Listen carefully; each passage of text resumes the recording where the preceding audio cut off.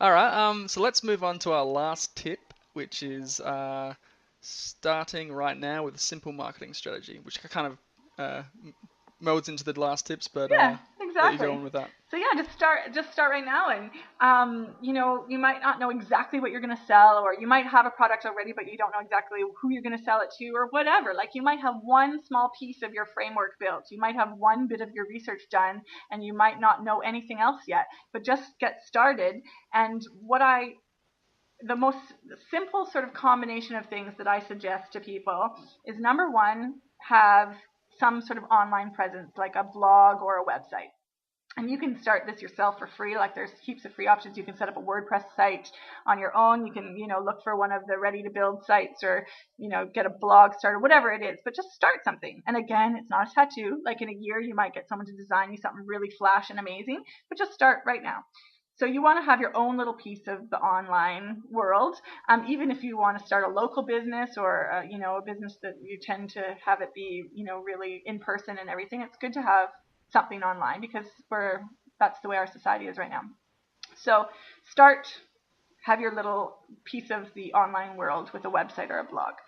And blogs are great because you can just start talking to people. Like you can start writing about whatever it is that your passion is, your expertise is, what it is you love about what you do, and start attracting people just purely based on you telling the stories about what it is you do and want to offer this world. And yeah, and they're really flexible. You can do anything you want to do: photos, video, audio. I mean, whatever floats your boat, whatever makes you jump out of bed in the morning because you're excited to do. So get that online and get going. And then the other thing is just have some, part of social media working for you. So whether you're into Facebook or Twitter or Google Plus or LinkedIn or whatever, start talking about what you do and sharing your passion, sharing your interest, your expertise, helping people. Be generous with your skills and expertise, and just start talking to people, and direct them back to your little hub, your website or blog, and start, getting traffic and making connections with people, and, just being out there, interacting and being genuine. And then the third piece, really simply, is just to have a way to capture traffic, interest, fans who tell you that they are interested. And I suggest having an email list, starting it right away, even if you don't even know what you're going to sell yet. If you just know, I love doing this and I somehow want to turn it into a business, but I don't know why, don't know how I'm going to do it yet. If you start an email list and start collecting emails of the people who think what you do is amazing and your ideas are amazing, and your passion's amazing, then you have a way of getting in touch with them again. So if once that time comes, you start, maybe getting fans on Facebook, or getting friends and followers on Twitter, or getting people coming over to check out your website. If you have a way of capturing their email address and keeping in touch with them, then that lets you start building, a list of people who already love what you do.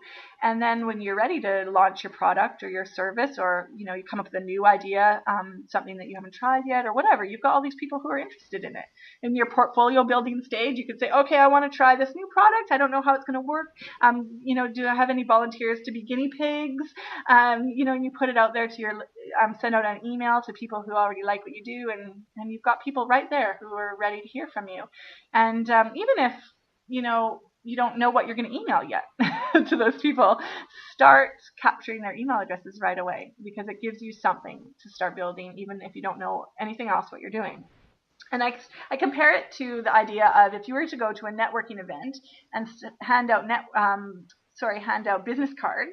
That's awesome. You could go around and say, oh, this is my idea, and I've got these business cards. And, a lot of people start with the business cards. They go order like 1,000 business cards with their website on them and their name. And then, you go hand them out. But once you've handed them out, the ball's in their court. You're relying on those people to remember to call you, to be interested enough to, go find the card and call you and talk to you some more, or ask questions or whatever. So you've handed out your business cards, you've got your website up, and you're ready, but you're waiting for people to come to you. Whereas if you have an email list of people that they've already told you they're interested in what you're doing, then you have a way to contact them. in a non-icky, you don't want to spam them with whatever sales offers you have or whatever, but genuine, emails about how you want to help them or what, asking them what their problems are and seeing if there's a way you could help them or whatever it is.